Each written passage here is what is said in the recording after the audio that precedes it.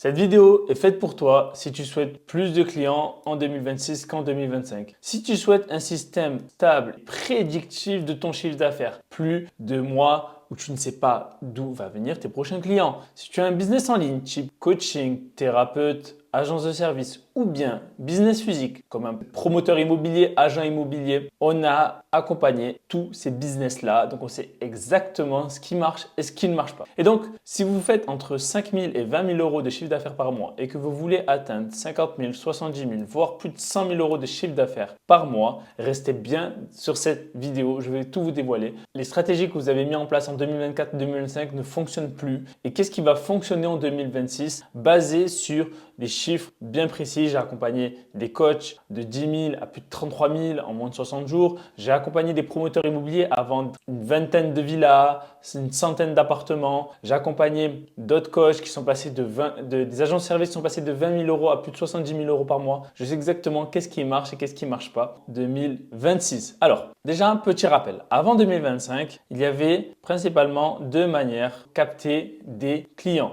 On avait soit le système VSL, donc c'est très simple, c'est une vidéo qui va pitcher votre offre pour faire simple, ou des webinaires, donc c'est une conférence en ligne. C'était simple, toujours la même chose. Ici, on avait de la publicité, on récupérait les informations des prospects, ils pouvaient voir une vidéo, du coup la VSL, et ensuite réserver un appel et la vente. Donc ça, c'était un système qui a plutôt bien marché avant 2025, et même en 2025. Avant 2025, c'était vraiment très intéressant. Samir et Tertio et plein d'autres que je pourrais citer ont bien réussi uniquement en VSL. Et donc, on avait environ 50% de no-show, c'est-à-dire 50% de personnes qui réservaient ne venaient pas. On avait plutôt une confiance plutôt bonne parce que voilà, il y avait énormément d'offres, il n'y avait pas énormément de marketing. Par contre, en termes de closing, il fallait être très bon. Il fallait être vraiment bon parce que on n'avait pas énormément de connexions. Les gens regardent une partie de la VSL, voire quelques minutes et quand même décident de réserver un appel. Et donc, ça dépendait par rapport au niveau de conscience et ça, on verra. Par contre, il y avait un autre élément qui est le webinaire. Donc, le webinaire, là, on avait un taux de no-show plus autour des 40%, voire 50%, pardon, 30%.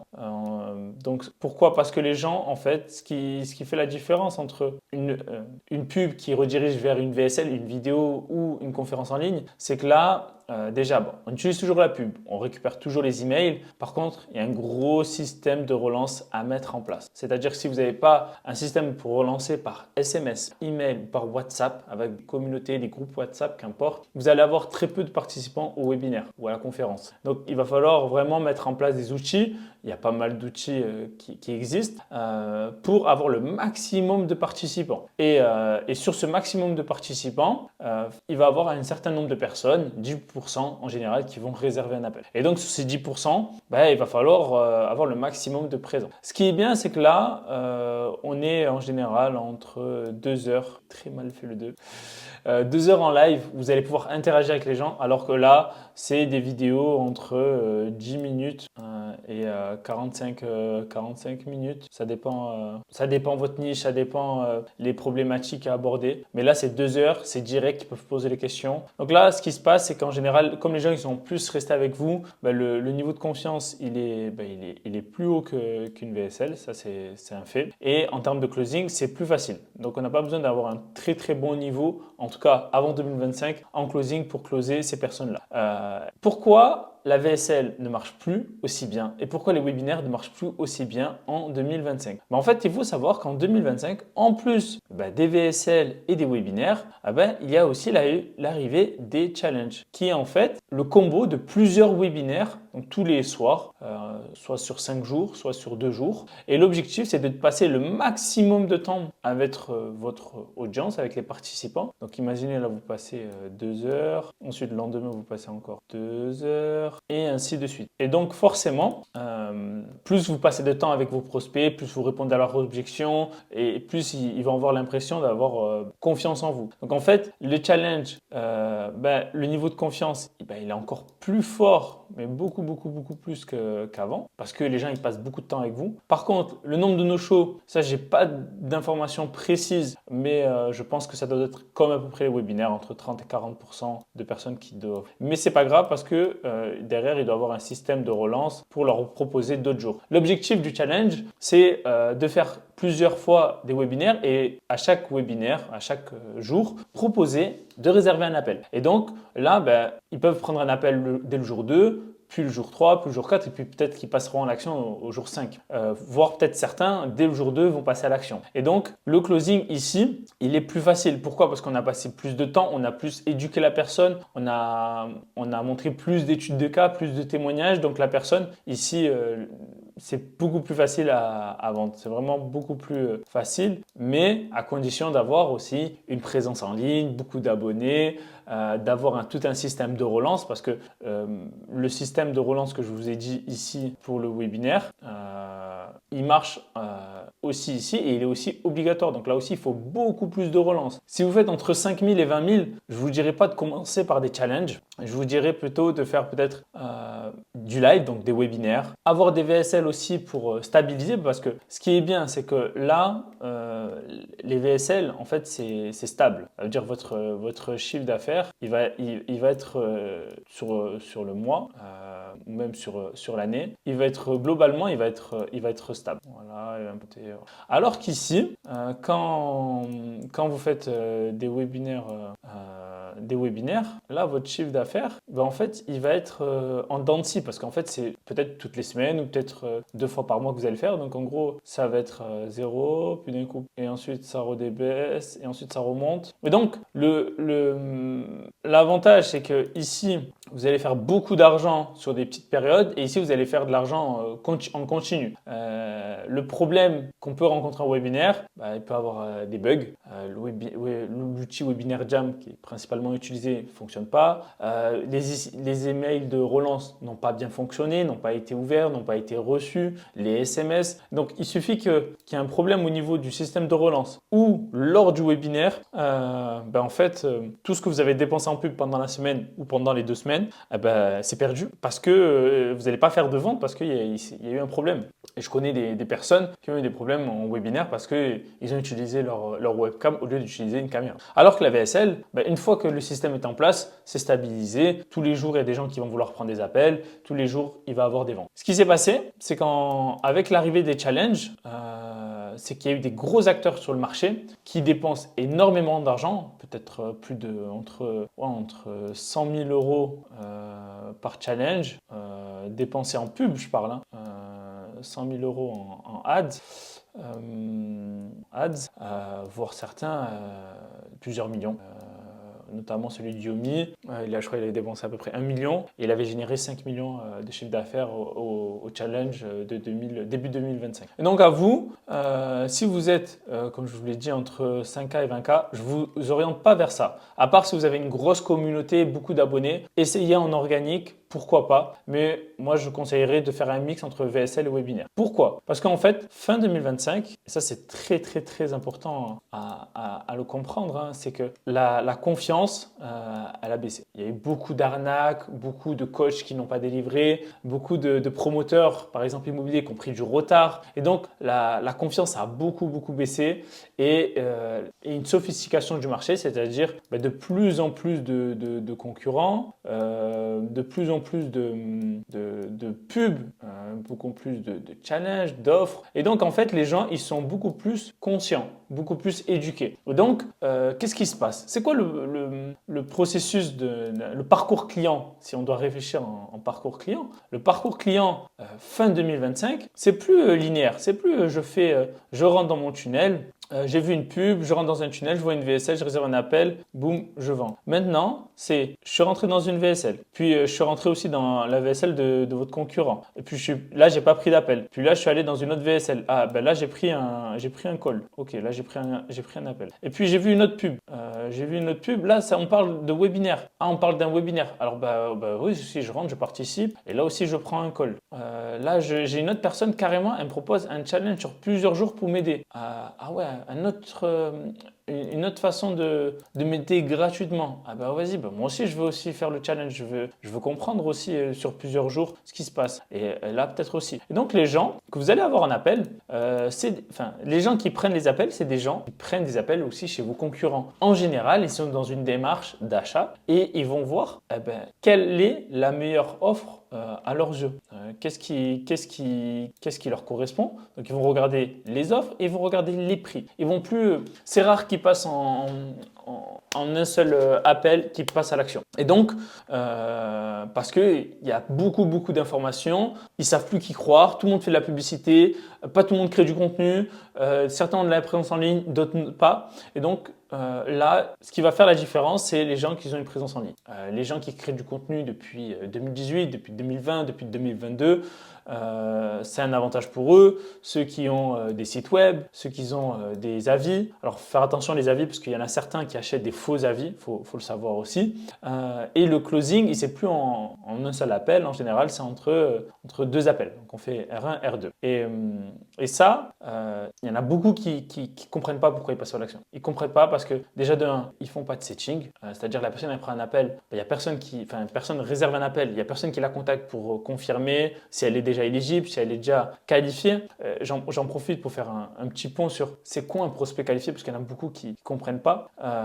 C'est qu'un prospect est qualifié. Ici, il faut répondre à ces 3 questions-là. On dit qu'un prospect est qualifié s'il a conscience qu'il a un problème et que son problème est brûlant et urgent. D'accord? Ça, c'est un prospect avec un haut niveau, avec un problème fort. Et s'il n'a pas de problème fort, il ne va pas pouvoir dépenser des milliers et des milliers d'euros. S'il n'a pas un problème fort pour perdre du poids, ça va être compliqué pour lui vendre derrière. S'il n'a pas un problème fort pour trouver des clients, ça va être compliqué de lui vendre une solution pour trouver des clients. S'il n'a pas un problème fort pour investir dans l'immobilier à cause de son train de vie, par exemple le métro boulot dodo, ça va être compliqué pour lui. Donc il faut qu'il ait un problème qui soit brûlant et urgent. Ensuite, on parle de prospect qualifié, déjà aussi parce qu'il est prêt à vous payer pour résoudre ce problème. Il peut vous payer. Ça, c'est un prospect qualifié.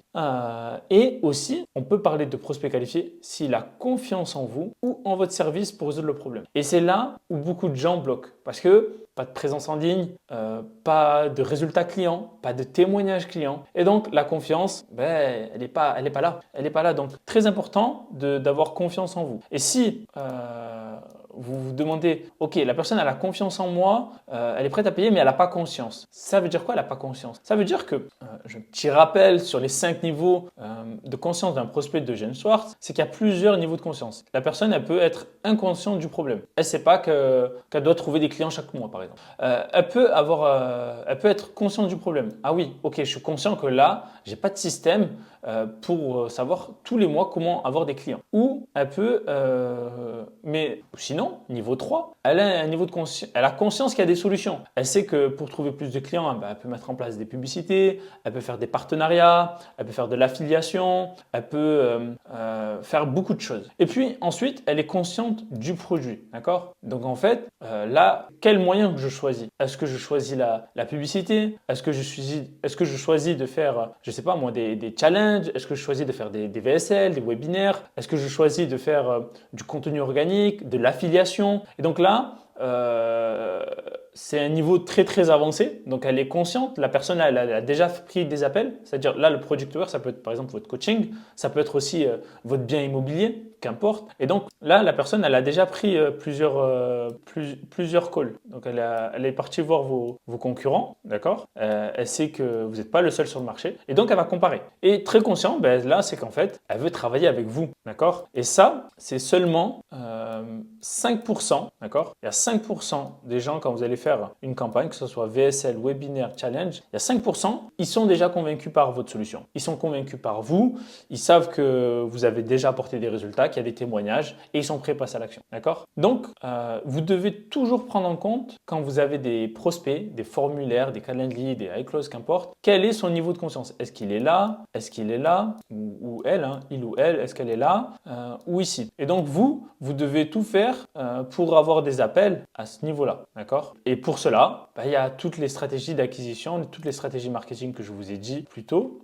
Il y a les VSL, je vous remontre ici, les VSL qui permet d'éduquer, qui permet de faire monter le niveau de conscience. Il y a les webinaires ou les challenges. Donc 5% vont acheter instantanément votre solution, d'accord? Ils sont convaincus, vous les avez convaincus lors de votre présentation en live ou en VSL ou en appel. Par contre, ce qui se passe, et c'est là qui va faire la différence entre ceux qui vont perdurer dans le temps et ceux qui vont arrêter, c'est ceux qui vont comprendre que le cycle de vente, il est différent. Il est passé de un appel à 2 appels, voire même 2 fois 3, que le cycle de vente, il peut prendre entre 2 semaines, voire 2 mois, voire même plus, 4 mois, 5 mois. Et donc, si on a conscience qu'il y a 5% des gens qui vont acheter une fois avoir suivi votre VSL, webinaire ou challenge, qu'importe, qui vous a eu un appel, qui va vérifier votre présence en ligne, que vous n'êtes pas une arnaque, etc. etc. Qu'est-ce qu'on fait des 95%? Les 95%, ils vont acheter, mais dans le temps. Parce qu'ils n'ont pas encore soit le bon niveau de conscience, soit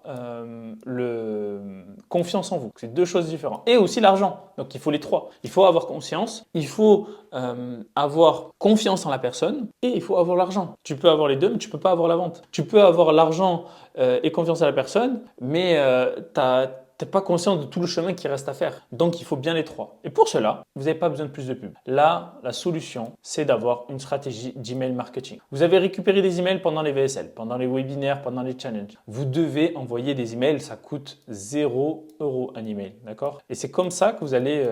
hyper drôle, c'est 0 €. Je le refais. Tout ça pour dire que, voilà, 0 €. Mais en fait, ici, ce que vous allez bâtir, c'est de la confiance. Vous allez éduquer la personne. Vous allez montrer des études de cas. Vous allez renvoyer vers votre chaîne YouTube ou vers votre blog, qu'importe. Mais là, ce qu'on veut, c'est de la confiance. Ok? Ensuite, du follow-up. Ça, c'est très important. Il y en a très peu qui le font. Mais ça, plus vous allez suivre vos prospects, relance au bout d'un mois, au bout de 15 jours, au bout de 3 mois. Alors, t'en es où? Comment ça se passe ton projet? Qu'est-ce que tu as mis en place? Etc. Je vois que tu avances. Et si ils sentent que vous vous intéressez vraiment à eux, vous allez être au moment qu'ils seront prêts. Peut-être qu'ils ont le niveau de conscience, ils ont confiance, mais ils n'ont pas encore l'argent, mais dès qu'ils auront l'argent, ils penseront à vous. Ça, c'est grâce au follow-up. J'ai plein de clients que j'ai eu grâce au follow-up. Et le nurturing. Donc ça passe par plus de vidéos, des vidéos longues, par exemple YouTube.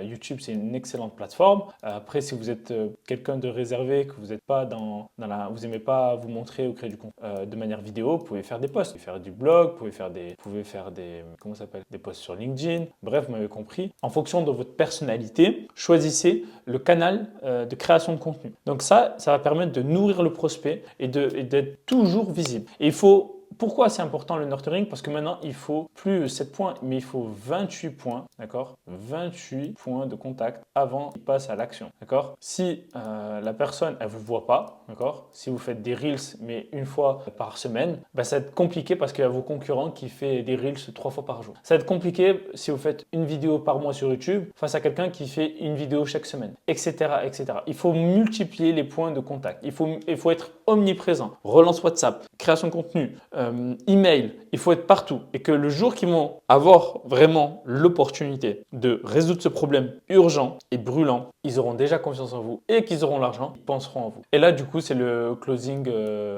en R3, du coup en 3e appel. Et c'est là qu'en général, ça encaisse plus facilement. Pourquoi? Parce qu'il y a plein de concurrents, il y a eu beaucoup d'arnaques, il y a eu beaucoup de gens qui promettaient des garanties, qui te remboursaient s'ils n'avaient pas de résultats. D'ailleurs, on les voit plus ces pubs-là. C'est des pubs que l'année dernière on voyait, on voit plus. Ça veut dire que le marché n'est plus a trop vu ce message marketing et ça suffit plus en fait. Nous, tu crées pas de contenu, tu fais que des pubs, ça suffit plus. Tu crées du contenu mais tu fais pas des pubs, ça suffit plus. Il faut faire les deux. Il faut créer du contenu, il faut faire de la pub, il faut avoir des systèmes en place en automatique avec des relances, que ce soit pour le webinaire ou pour les VSL, des relances WhatsApp, des relances SMS, email. Et une fois que c'est mis en place, c'est facile. La plupart des gens, ils ont l'impression que c'est très compliqué, c'est très technique. C'est vraiment pas très compliqué. Une fois que vous savez comment ça se passe, c'est très rapide à mettre en place. Et en plus de ça, maintenant, il y a l'IA. Donc, c'est-à-dire que vos relances, ça peut être fait, ça peut être un texto qui a été généré par l'IA, l'email aussi, le WhatsApp aussi. Il peut avoir des avatars IA pour créer vos pubs. Vous pouvez avoir des IA pour discuter par WhatsApp. Je l'ai mis là, hein. Je l'ai mis là. Le setting, c'est vraiment quelque chose qui est négligé et qui peut faire la différence entre les gens qui vont juste avoir des calls mais jamais avoir de vente et les gens qui vont avoir de la vente sur du long terme. D'accord? C'est pas une course rapide. C'est pas parce que vous avez mis 1000 euros cette semaine en pub que vous allez certainement récupérer peut-être 1000, 2000, 5000 euros, même des fois 10 000. Mais c'est sûr, si vous avez une vision long terme, là, vous allez gagner beaucoup plus parce que vous aurez récupéré plein d'emails, plein de numéros de téléphone.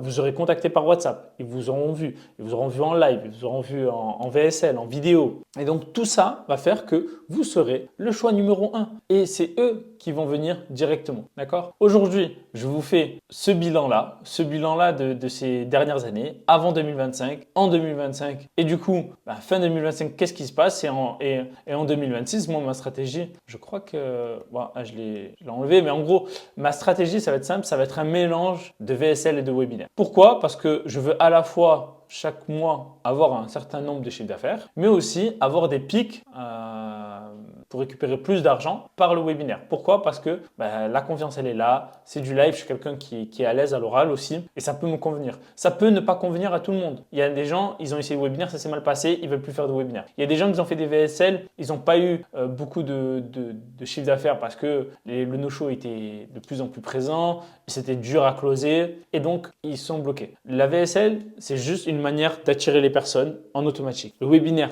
ça attire les personnes en automatique, mais sans système de relance, sans webinaire bien préparé, ça va être très compliqué de trouver des clients et d'être rentable. Donc voilà, c'était tout pour cette vidéo. J'espère que vous allez bien profiter de ces derniers jours de 2025 pour bien commencer 2026. Sur ce, n'oubliez pas de vous abonner, de commenter, de liker. Dites-moi quelle vidéo vous voulez voir pour la suite. C'est un réel plaisir de le faire. À très bientôt.